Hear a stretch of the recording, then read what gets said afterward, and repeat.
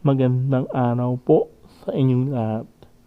Welcome po kayo sa main chart updates. For today's video, pag-uusapan natin mga kaaldab, ang mga sinabi or mga masasakit na salitang sinabi or mga binitawang salita ni Kaparokya TV laban sa atin, mga kaaldab.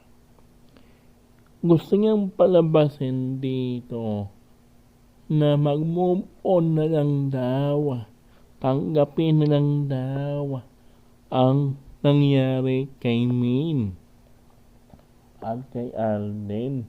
Mahiya naman daw tayo kina Alden at kay Min or kay Arjo Atayde at kay Maine Mendoza dahil daw sa mga sinasabi natin na mag-asawa daw or mag-asawa itong si Min at saka itong si Alden kahit hindi naman daw totoo.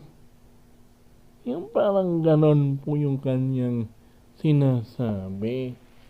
Sabihin mo yan kay Min at kay Alden, hindi sa amin.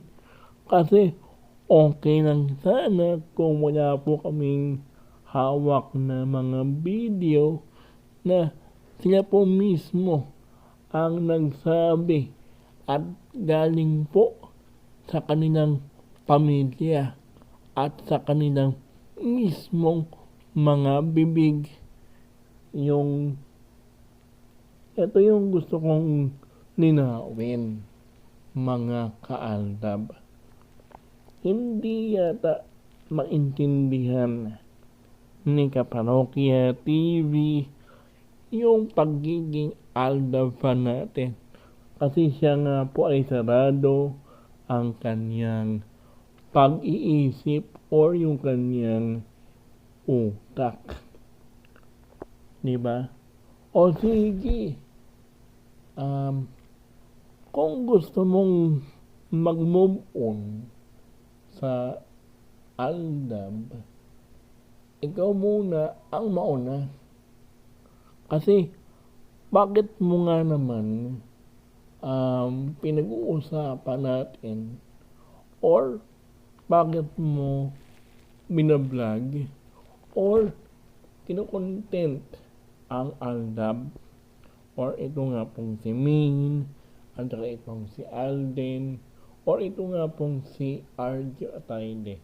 Bakit sila ang kinokontent mo?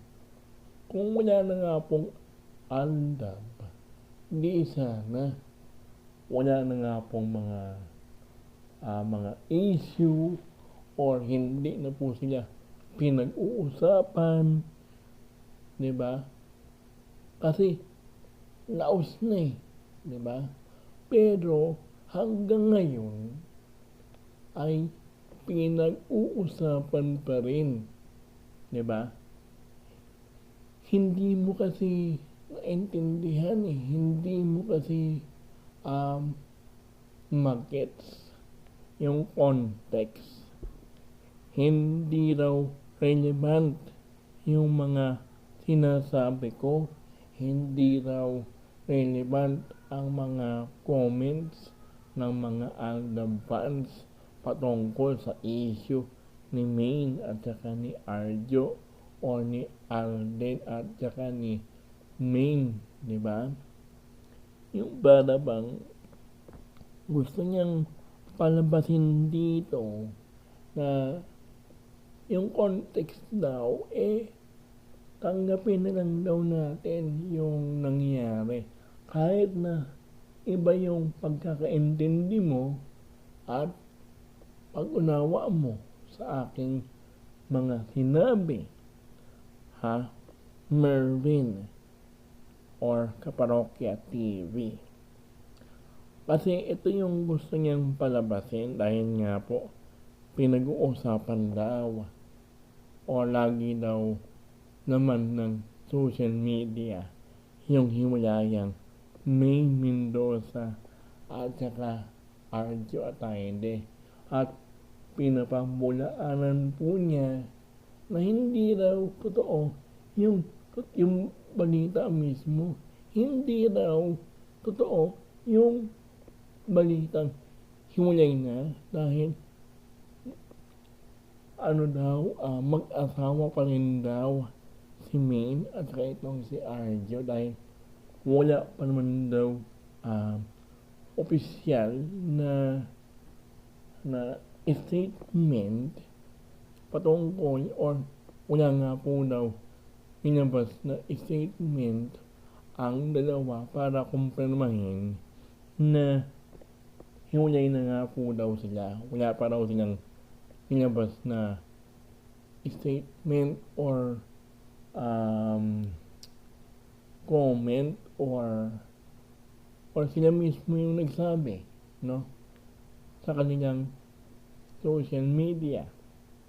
Di po ba na kami po ay mga madlang people, mga dabarkads, hiwalay na po kami, parang ganon. Wala pa raw silang sinasabing ganon. Parang ganon ang gusto niyang sabihin, mga kaaldap. Pero kitang-kita naman sa aksyon, diba? Sa mga resibo na lumalabas ngayon sa social media, simula pa noong birthday ni May, diba? Nakita naman natin, diba? Noong birthday ni May, isa yun. Hindi siya nagpadala ng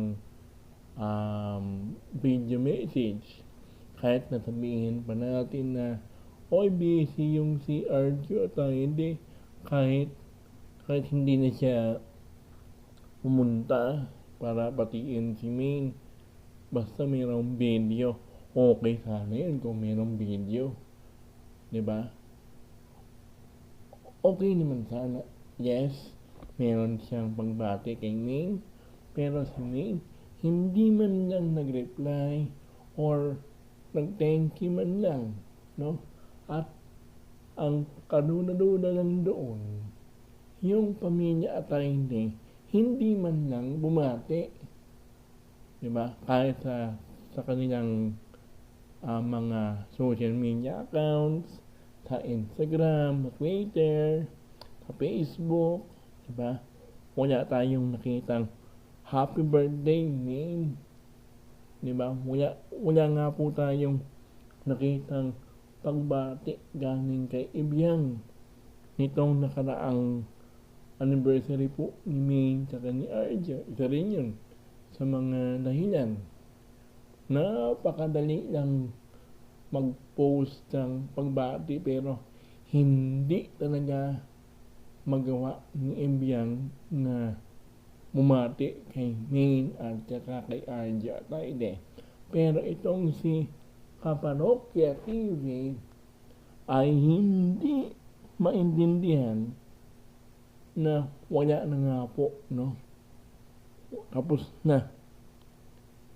Kahit nasabihin pa natin na may mga lumalabas na panginangilan na mga pictures nitong nakaraan na mag-asama itong si Maine at itong si Arjo sa birthday ni Chamito, ni Oyeboy Soto, kasama itong si Christian Hermosa, diba? May mga ganong photos na lumalabas nitong nakaraang mga buwan, pero wag ka, diba?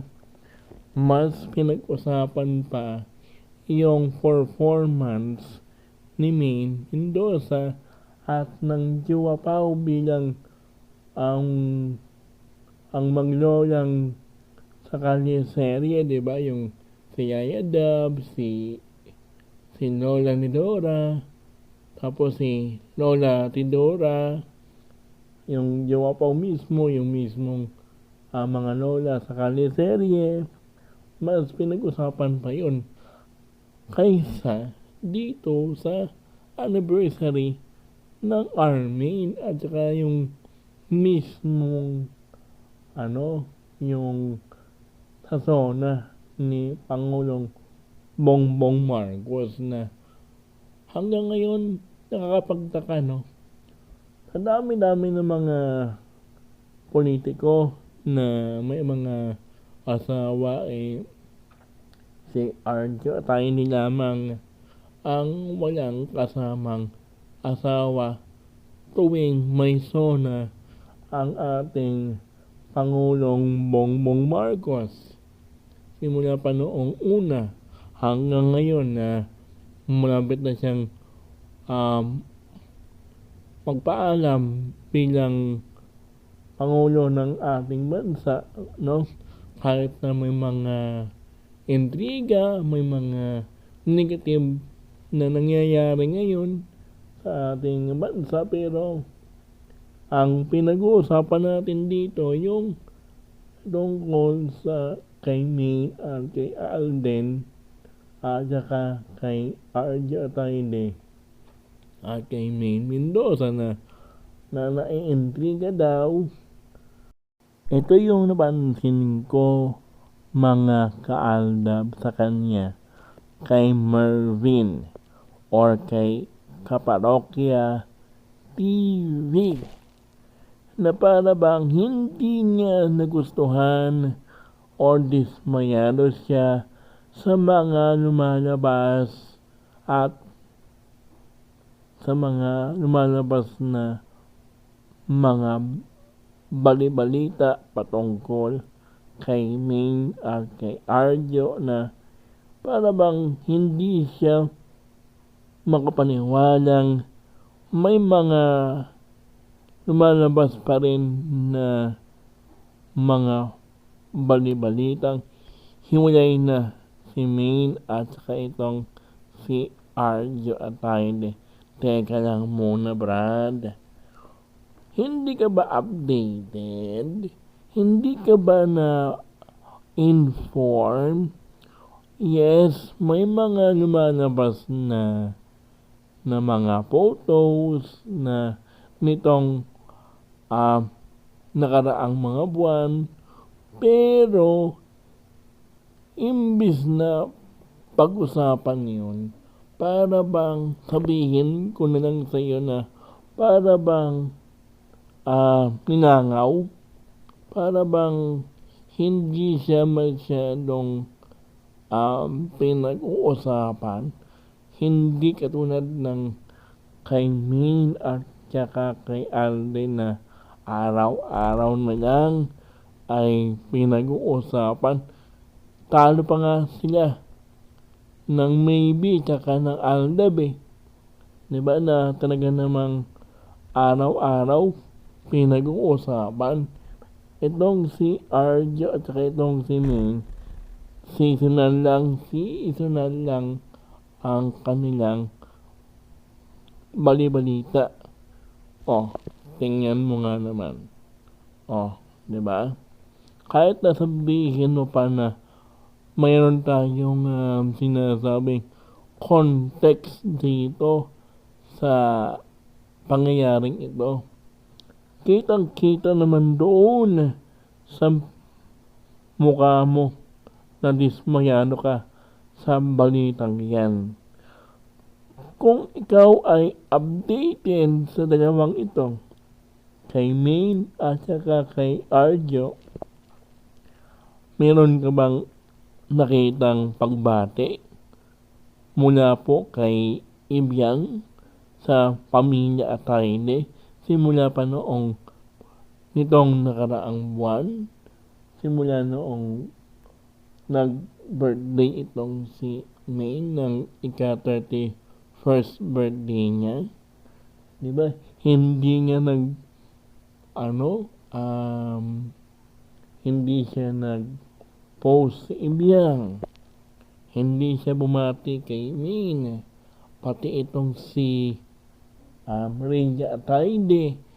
Dapat nga, ito ang napansin ko, mga kaaldab, sa ugali ni Kaparokya TV. Kapag siya nga po ay naka-live, tapos ang topic ay Aldab or si Main at saka itong si Arjo, at gusto mo lang din na magbigay ng opinyon at komento tungkol dito sa topic na ito, abay, napakabilis niyang mapikon at mabilis niyang ititigil ang kanyang live. Tapos ito pa, yung para bang marami siyang pangontra. Once na gusto mo lang siyang itama dahil hindi mo nga nagustuhan ang kanyang mga sinabi, tulad nga po ng mag-move on na lang daw, tanggapin na lang daw yung nangyari kay May at saka kay Alden, at napakadami pa na mga reaksyon or komentong na gusto mo lang din na i-share yung iyong opinion doon sa kanyang live, Yan po yung isang ugali na mabilis siyang mapikon, at kitang-kita mo naman, mga kaaldab, na dito pa lang sa balitang ito ay hindi niya na nagustuhan yung balitang yan. Yung para bang ipipilit mo pa rin yung gusto mo kahit alam mo nang malabo na at kitang-kita mo na yung ebidensya at resibo, diba? Kung ako sa iyo, Mervin ng Kaparokya TV, mag-iba ka na ng topic or niche. Wag mo nang itapik si Main, saka itong si Arjo or si Alden, or yung kahit sabihin pa natin na ang main topic mo talaga ay tungkol sa TVJ, sa Edbulaga, pero para po sa akin, kasi sinasabi niya, kapag ikaw na isang aldaban ka at nag-comment ka laban dito sa kay Main at saka kay Arjo, pamilis niyang tatapusin ang live, kasi pikon na siya at lagi niyang sinasabi na para bang hindi raw relevant at napapanahon ang comment ng mga netizens patungkol sa topic na yun kay Main at saka kay Arjo, or basta tungkol sa mga topic niya na iba pang tungkol sa politics or sa TVJ. Once na gusto mong magbigay din ng opinion or sa tingin mo ay tama yung gusto mong itama siya, or gusto mong ay ganito yung tamang info, abay, mabilis niyang ititigil, at sasabihin niya na mag-move on ka na. Kasi wala nang aldab. O sige, sabihin na lang natin gano'n. Kung wala nang aldab, bakit pinag-uusapan pa rin? Kasi ang sagot niya, mga kaaldab, kasi nga, hindi maiwasan. Kasi nga, isa nga daw si Maine at saka si Alden ang nagpasaya sa mga Dabber Cats noong panahon ng Aldab or ng Kaliserye or kasi isa rin daw si Maine tsaka itong si Alden ang naging party daw ng Embulaga, parang ganun. Ano naman ngayon kung naging party sila ng programa, diba? Tapos marami siyang sinasabi, no, na hindi mo magugustuhan at siya rin, no. Bago tayo magpaalam, mga kaaldab, sigurado po ako na magre-react itong si Kaparokya TV once na ma-i-upload ko na itong video tungkol sa kanyang mga sinabi, no, or sa mga reaction niya tungkol sa aking mga opinion at komento tungkol sa kanyang topic dahil siyempre si Maine at saka itong si Alden, diba? Saka itong si Arjo ang ating topic. Siyempre kasi kung totoosin, pinagkakakitaan naman niya sina Maine at saka itong si Alden, tsaka itong si Maine, tsaka itong si Arjo at Heidi, no? Tapos hindi niya pa para bang hindi niya masyadong hindi siya updated masyado sa buhay ni Maine at saka ni Arjo dahil ito noong nakaraan kasi yung panahon na noong mahal na araw nga pala ay di ba nag-live siya tapos sinabi ko nga yung nag-viral na yun na photo ni Sylvia Sanchez na throwback, diba? Throwback, hindi niya na intindihan yun. May kwento ko lang, mga kaaldab, noong nakaraang Holy Week, diba, napag-usapan natin or nakita natin yung post ni Ibiang na nag-viral yung family photo matapos nga pong lumabas yung issue ng unang bugso ng issue ng hiwalayang Maine Mendoza at Arjo at Heidi. Matapos nun, sinabi ko nga po sa kanya na parang throwback nga po yung photo na yun. Yung nagsabing bago lang daw yun. Hindi naman daw yun luma. Pero marami nga ang nagsasabi sa kanya na luma na yun at throwback na lang yun.